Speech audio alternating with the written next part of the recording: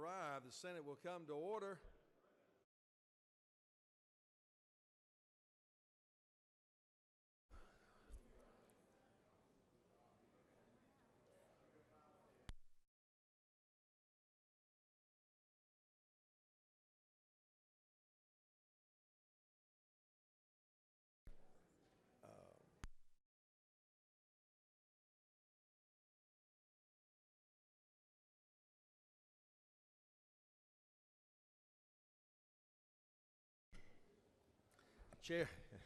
Chair recognizes Senator from the 3rd. Thank you, Mr. President. The journal has been read and found to be correct. Thank you, Senator, for your good works on the journal. Is there objection to dispensing with the reading of the journal? Reading of the journal is dispensed with. Is there objection to the confirmation of journal? Chair is none, and the journal is confirmed. All senators having bills and resolutions introduced, please bring them to the Secretary's desk at this time. First reading and reference of Senate bills and resolutions. Senate Bill 310 by Senator Jones of the 22nd, Henson of the 41st, Tate of the 38th, and others. Bill entitled an act to amend Title 46 of the CA relating to public utilities and public regulated industries. Senate Bill 312 by Senator McCoon of the 29th, Gooch of the 51st, Moles of the 53rd, and others. Economic development. Senate Bill 313 by Senator Perrin of the 42nd, Jordan of the 6th, Henson of the 41st, and others. Bill entitled an act to amend Ethics Committee. Senate Bill 343 by Senator Harbison of the 15th, Red of the 33rd, Davenport of the 44th, and others. Bill entitled an act to amend Chapter 8 of Title 35. Public Safety. Senate Bill 344 by Senator Thompson of the 5th, Lucas of the 26th, Butler of the 55th, Health and and Human Services. Senate Bill 345 by Senator Jordan of the 6th, City of the 34th, Phillips of the 39th, and others. Bill entitled an act to amend Article 34, Chapter 1. Senate Bill 346 by Senator Thompson of the 5th, Jones of the 22nd, Henson of the 41st, and others. Bill entitled an act to amend Title 31 of the OCGA relating to health services to repeal the Health and Human Services. Senate Bill 347 by Senator Kirk of the 13th, Black of the 8th, Albers of the 56th, and Judiciary. others. Senate Bill 348 by Senator Harper of the 7th, Albers of the 56th, Dugan of the 30th, and others. Bill entitled an act to amend Article 2, Chapter 4, Title 20. Public Safety. Senate Resolution 613 by Senator Schaefer of the 48th, Black of the 8th, Anderson of the 24th. Rules Committee. Senate Resolution 614 by Senator Thompson of the 5th, Lucas of the 26th, Warwick of the 36th. Health and Human Services. Mr. President, that concludes the order. First reading and reference of House bills and resolutions. House Bill 682 by Senator Jones of the 167th, a bill to be titled an act to amend an act to recreate and establish the Board of Commissioners of Long County. State and local governmental operations. Mr. President, that concludes the order.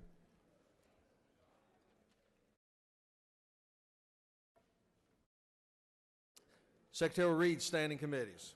Mr. President, Senate Retirement Committee has had under consideration the final legislation instructing to report the same back to the Senate with the following recommendation. Senate Bill 101 to pass by substitute. Senate Bill 129 to pass by substitute. Sent by Senator Black of the 8th. That concludes the order. Secretary will read second readers. Are there? No.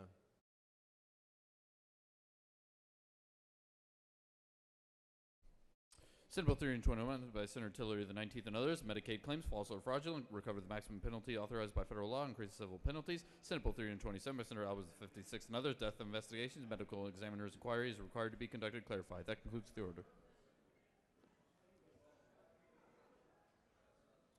It is now time for the morning roll call. Time for the morning roll call. Are there any motions to excuse? Any motions to excuse? Chair recognizes the distinguished senator from the 19th. Thank you, Mr. President. I move we excuse the senator from the 27th for business outside the chamber. 27th, without objection, the senator from 27th will be excused. Chair recognizes the senator from the 42nd. Thank you, Mr. President. I'd like to ask for unanimous consent to excuse the senator from the 36th for business inside the Capitol.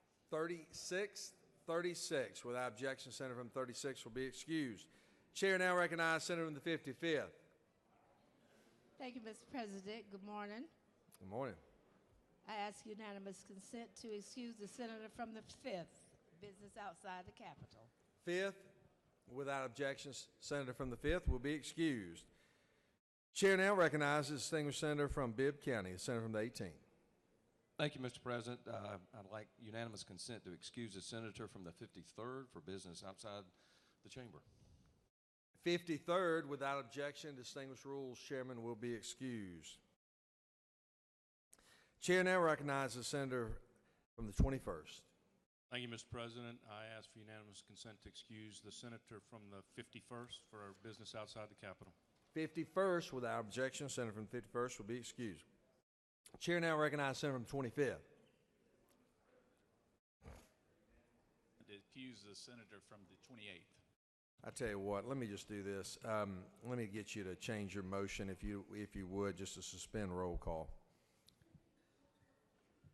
I ask that we suspend roll call then, Mr. President. Is there objection? Without objection, the roll call will be suspended. It appears as if we have a number of folks that want to be excused.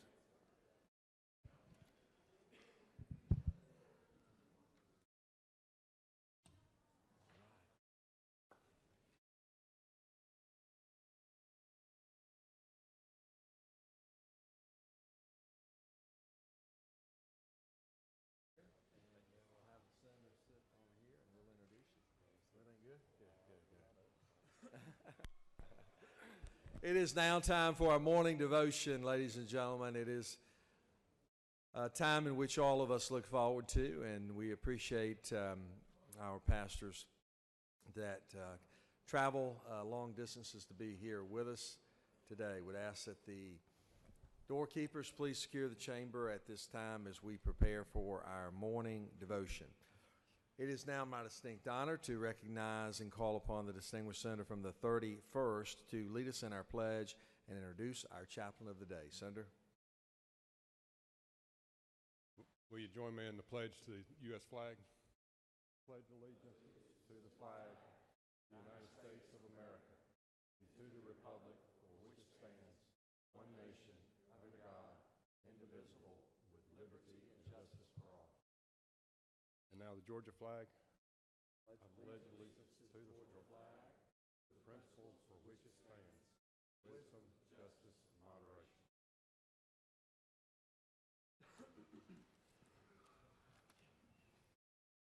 Good morning. It is my privilege and honor this morning to introduce to you Pastor Brian Bloy.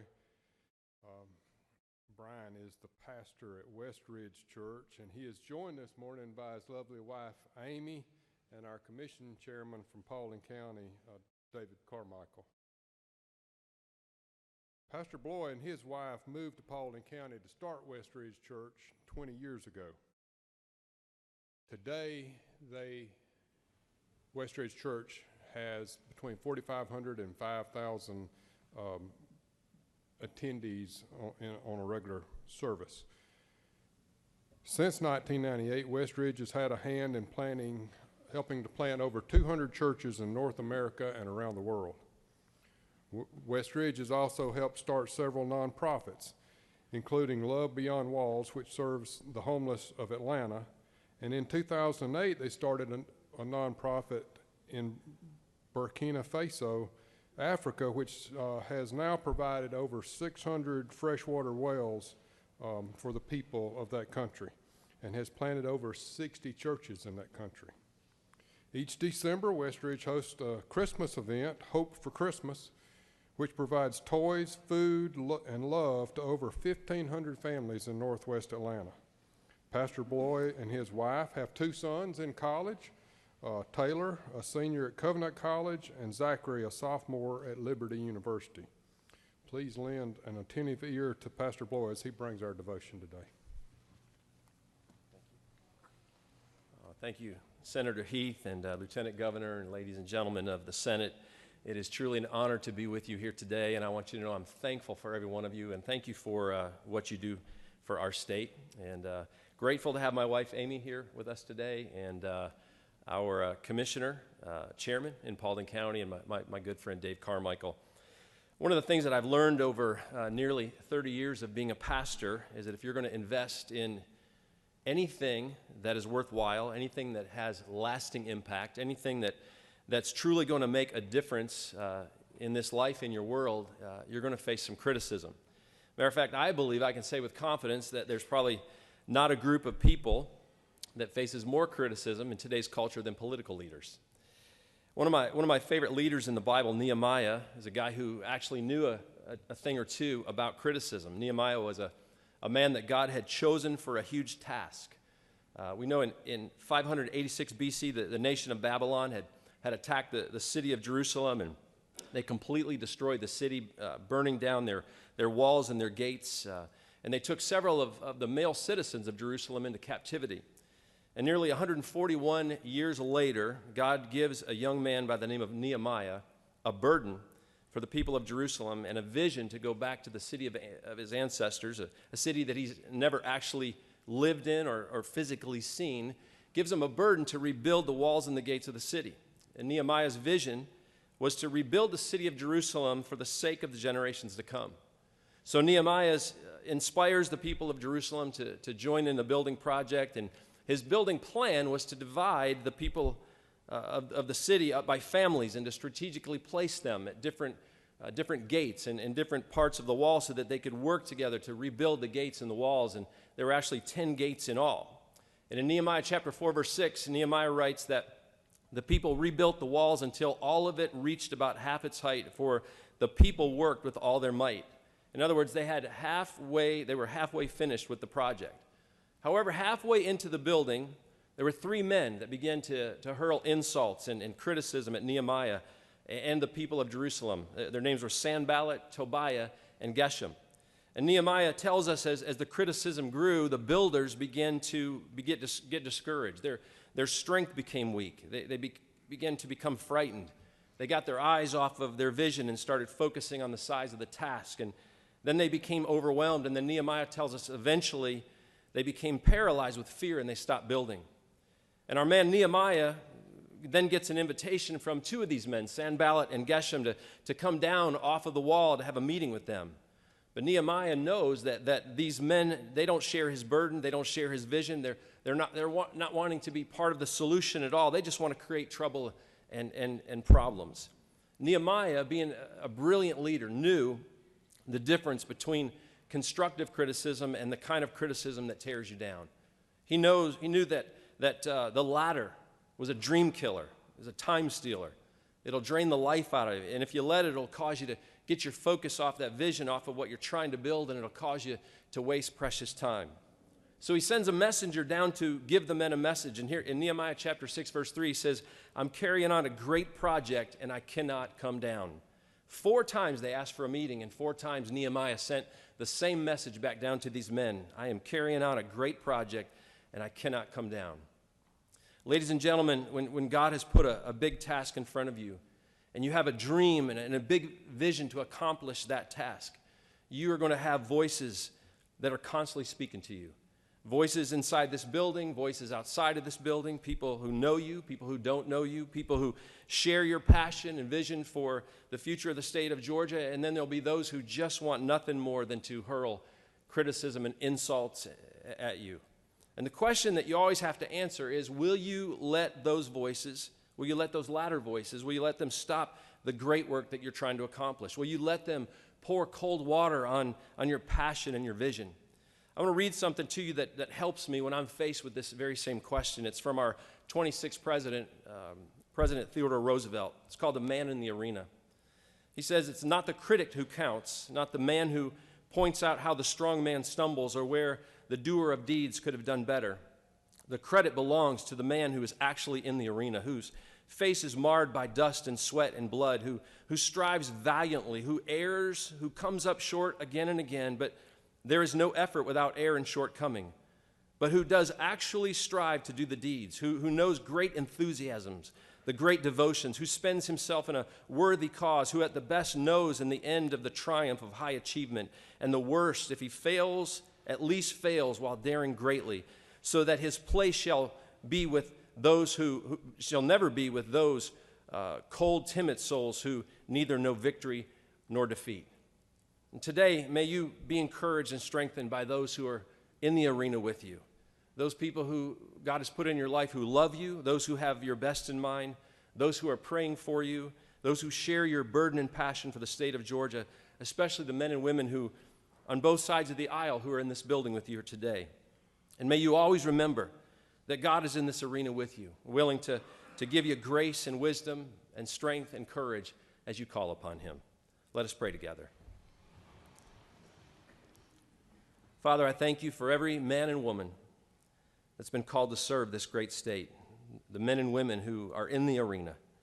May you fill them today with encouragement and strength. May you give them your grace. May you empower them with your wisdom to make great decisions on behalf of the people of the state of Georgia. Shield and protect them from destructive criticism and insults. And Lord, would you surround them today with others who share their burdens, who will lift up their arms, who are willing to join them in the arena to carry out the vision that you have given them for our great state. And it's in the strong name of Jesus I pray. Amen. Thank you.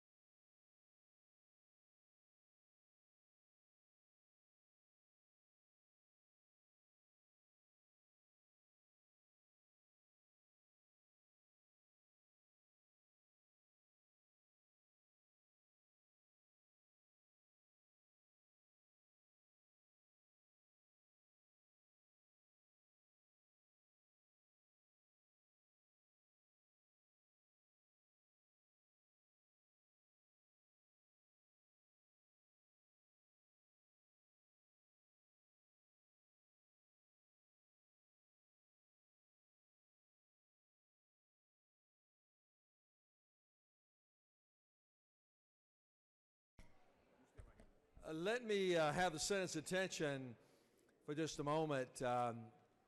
It is now time to introduce our Doctor of the Day, and obviously we are pleased and thrilled and excited for the physicians that we have each morning that give of their time throughout the day to tend to Senate members and House members and other guests that might be in the Capitol. Today, however, our Doctor of the Day is someone who we would also like to recognize. He is the president of the Medical Association of Georgia, and Frank does a wonderful job and is serving with great distinction. And I'd like the Secretary to read a resolution at this time. Senate Resolution 600 by Senators Miller of the 49th, Unterman of the 45th, Wilkinson of the 50th, and others. A resolution recognizing and commending Dr. Frank McDonald Jr. and for other purposes. Whereas he is installed as the Medical Association of Georgia's 163rd president during the organization's House of Delegates meeting in 2017, and is the first Longstreet Clinic physician to serve as the president of the Medical Association of Georgia. And whereas Dr. McDonald served as the speaker of the Medical Association of Georgia's House of Delegates for 2 years and is a graduate of the Medical Association of Georgia Foundation's Georgia Physicians Leadership Academy. And whereas Dr. McDonald has pledged to work with his fellow physicians and other key stakeholders, including hospitals, insurers, and legislators, to reform the healthcare system in important ways, including stabilizing the insurance market, reducing the heavy administrative burden placed on physicians so that they may focus on patient care, and ensuring that Georgians have access to the medical care they need. Now therefore be resolved by the Senate that the members of this body recognize and commend Dr. Frank McDonald Jr. for his many contributions to the welfare of the citizens of the state. That concludes the order. Is there objection to adoption of the resolution? The chair hears none. The resolution is adopted. Speak to the resolution and recognize our special guest and our Doctor of the Day. I call upon the distinguished President Pro Tem of the body, Senator from the 49th. Thank you, Mr. President. It gives me a great deal of pleasure to introduce Dr. McDonald today. Dr. McDonald is a graduate at the University of Mississippi. He got his medical degree there. He went to Emory University and got a Master's of Business Administration. And we read a lot of Dr. McDonald's accomplishments in his resolution, but I'd like to speak further to Dr. McDonald and relative to his value in our community and his impact on our community. We know him as a loving, caring physician, a man of great intellect and great integrity, and who brings a lot to the medical community in Gainesville, Georgia. We are also grateful for his wife, Shantha, and his 3 adult daughters, and very well pleased to have him with us today. Dr. McDonald, if you share a few words. Well, thank you so much. Well, I'm privileged to be here as president of the Medical Association of Georgia and speaking for myself and on behalf of the 8,000 physician members of MAG. I would like to thank each and every one of you for your hard work and dedication and the time you spend away from your families to try to make Georgia a better place to live and a better place for our patients and our profession. Thank you so much. Well said. Well done. Appreciate it. Yeah, let's do it.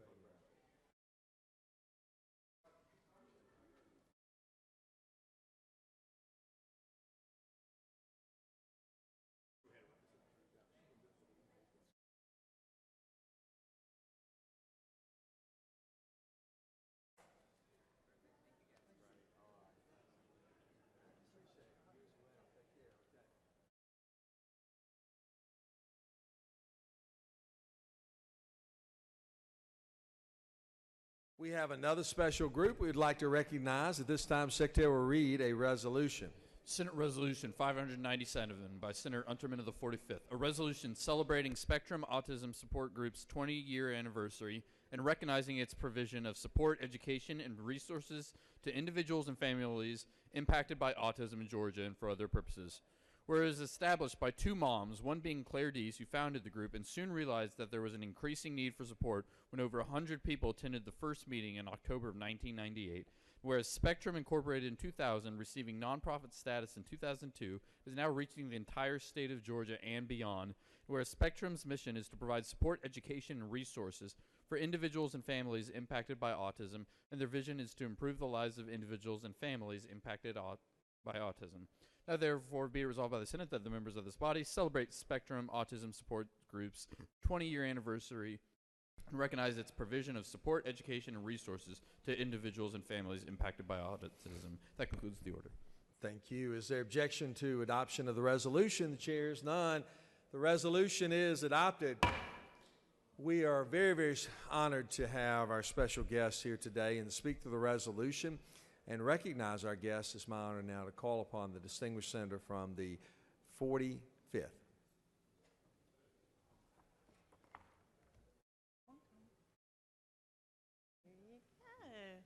Good morning, ladies and gentlemen. I have a Boy Scout up here to help me.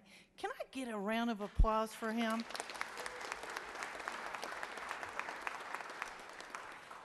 His name is Tommy Phillips, and I also have some more distinguished guests up in the audience, and I have a young gentleman that I have been mentoring for a couple of years now, and he is a spokesperson for autism.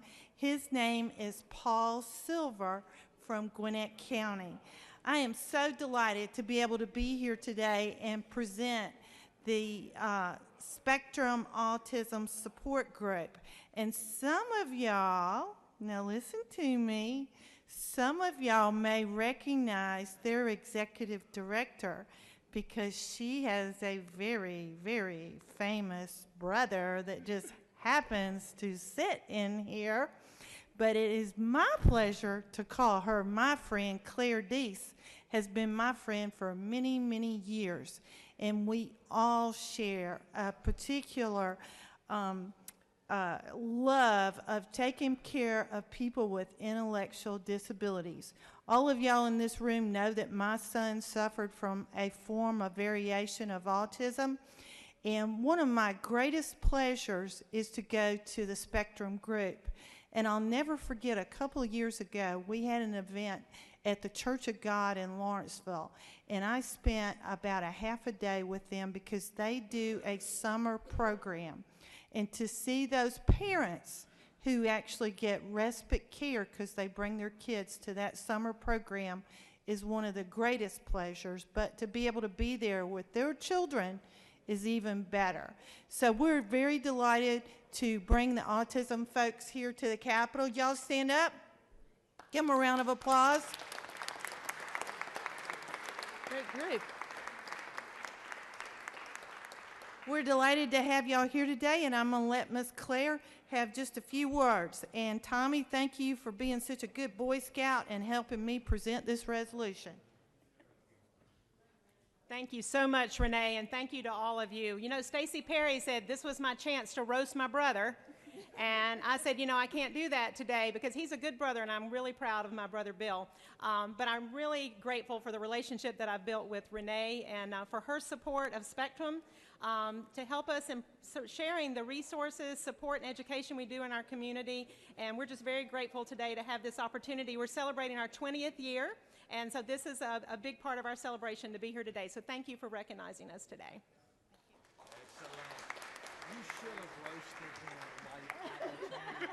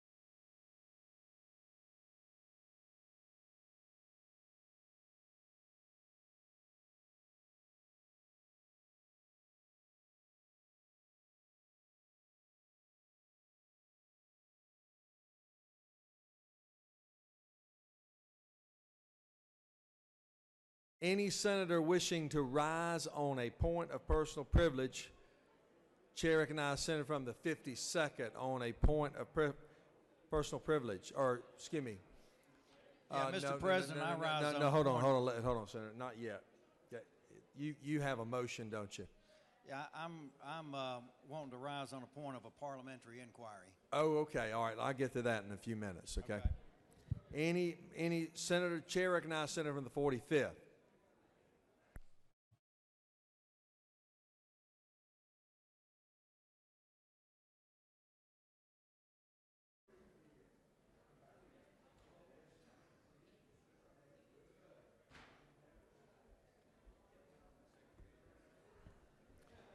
Thank you, Mr. President and members of the Senate. I rise today because I was not in the chambers yesterday, but I understand that we had a very, very special group of people here at the Capitol. It was Mental Health Day here on the state Capitol, Capitol Hill.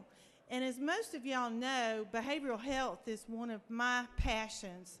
The preacher this morning talked about having passion in your heart, passion in your soul. And I feel very fortunate that behavioral health is one of my passions, and I speak out about it every chance I get. I'm just sorry that I was not here yesterday when all the mental health, psychological people were here on Capitol Hill. But one of the things I want to talk about this morning that I'm absolutely positive that they talked to you about yesterday is called mental health parity. And that's where parity with physical health is very important, that it's just as important to take care of physical health to take care of mental health. Because if you just take care of the physical health, the mental health's not going to get better, and vice versa. Unfortunately, in the budget, we don't always appropriate enough money for behavioral health, and that's part of our problem. Also, in the state of Georgia, we have been under 4 federal lawsuits, and they have mandated where we put our behavioral health dollars. And unfortunately, sometimes those dollars are not put where we want to put them, where the most acute need is. And specifically, I noticed this when I went to Albany, Georgia. Albany, Georgia has a great, great community service board down there, and they have a crisis intervention unit down there.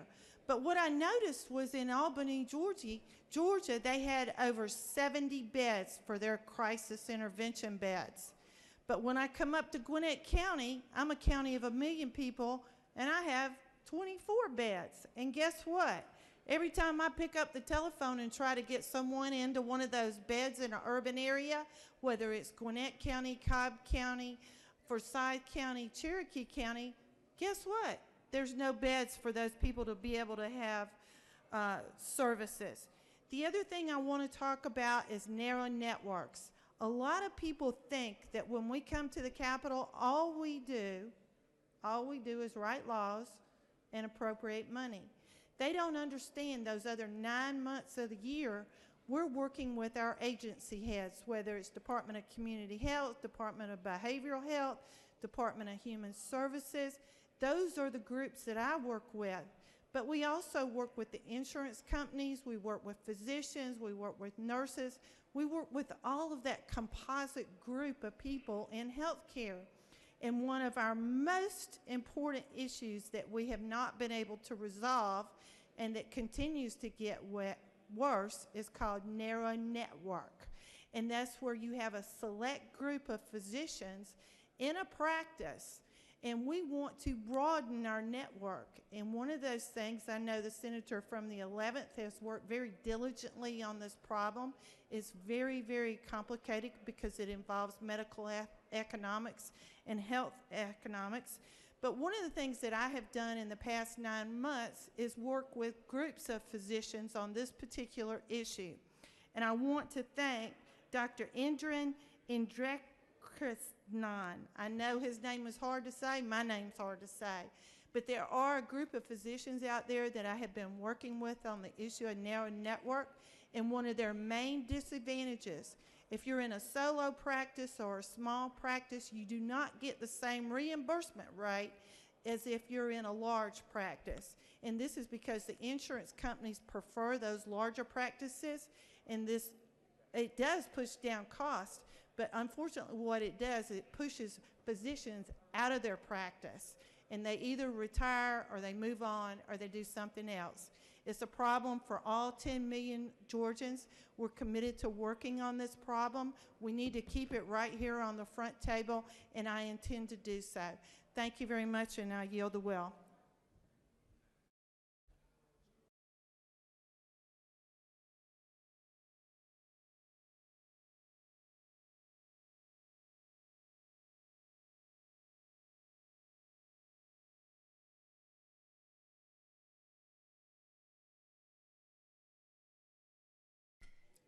Thank you, Senator.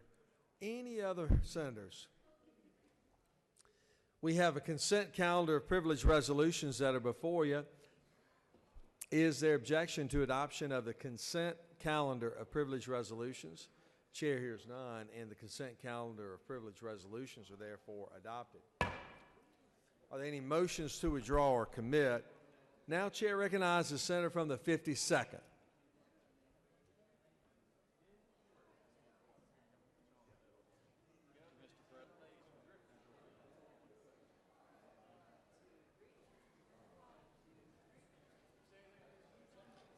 Thank you, Mr. President. I rise on a point of parliamentary inquiry.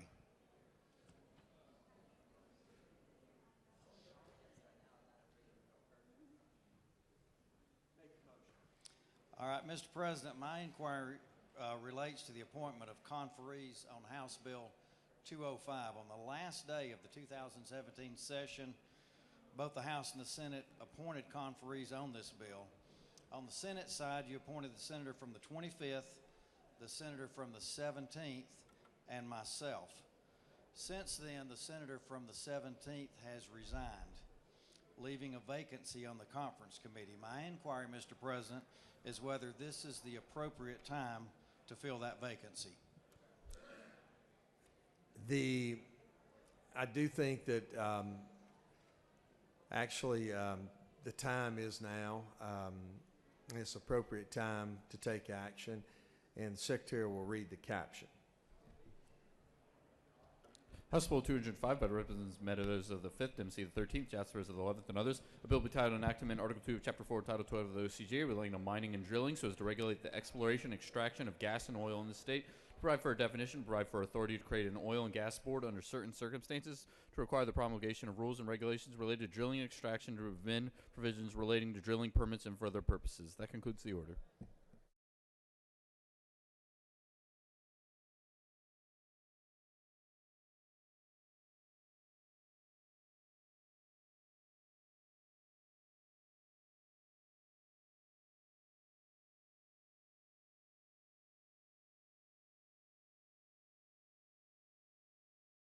At this time, I'll appoint the senator from the 49th as a conferee on House Bill 205. Senator from the 49th will be the replacement for the senator from the 17th, former senator from the 17th.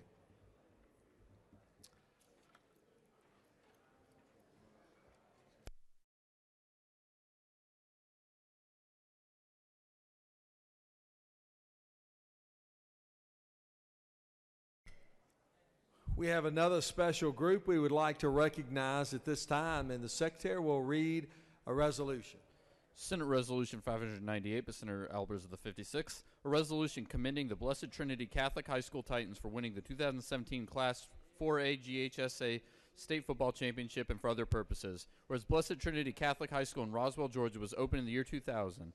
And whereas the Blessed Trinity Titans had 13 wins in the 2017 season with a squad consisting primarily of juniors, whereas on Friday, December 15, 2017, the final game was played at the Marist Field and the Titans won the Class 4A championship game by a score of 16-7 to secure its first ever state title win for Blessed Trinity High School. And whereas in winning the 2017 state title, Blessed Trinity beat the top 4 ranked teams in the state, all on the road, by defeating number 1 ranked Cartersville, number 2 ranked Thompson, number 3 ranked Marist, and number 4 ranked Mary Persons. And now therefore be resolved by the Senate that the members of this body commend the Blessed Trinity Catholic High School Titans for winning 2017 Class 4A GHSA State Football Championship and extend their most sincere best wishes for continued success. That concludes the order. Always great to recognize our state champions here in the Senate, and today we have a great privilege of doing so. Is there objection to adoption of the resolution? The chair is none, and the resolution is adopted. To speak to the resolution and recognize our special guest from Blessed Trinity, I call upon the distinguished Public Safety Committee Chairman, the senator from the 56th. Thank you, Mr. President. We are thrilled to be here today, both myself and the senator from the 21st. Blessed Trinity has made Roswell so proud again, and we've got a bunch of those players here. Gentlemen, if you would all stand, if you could give them a warm reception, state champions.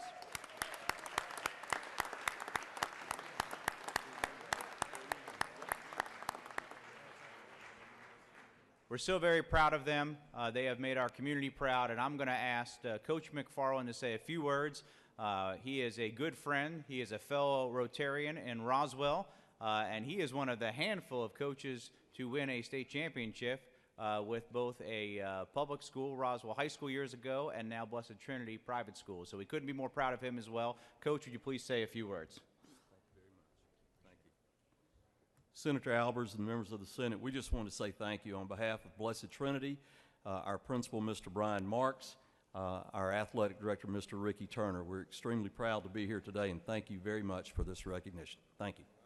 Good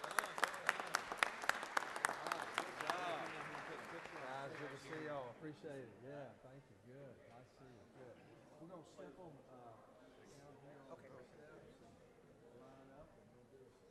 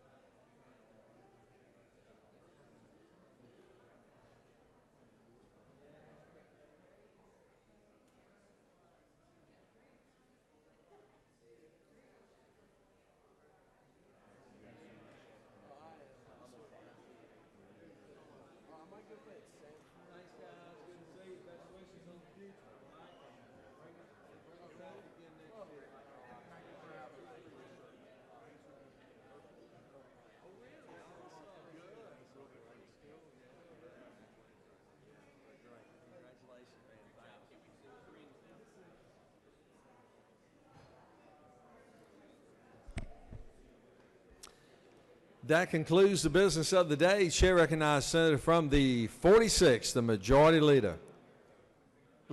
Thank you, Mr. President. I move the Senate stand adjourned until 10 a.m. on Thursday, January 25th. Read the announcements. Rules will meet upon adjournment in 450 of the Capitol. Insurance and Labor will meet at 1 p.m. and 310 of the CLOB. Transportation has been canceled.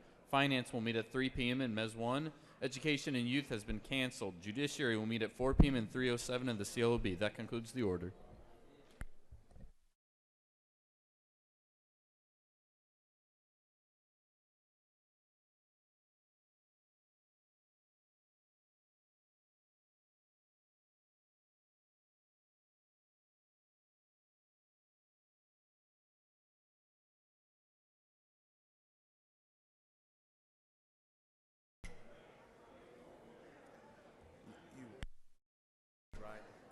Are there any other announcements? The Majority Leader of the State Senate has moved that Senate stand adjourned until 10 a.m. tomorrow morning.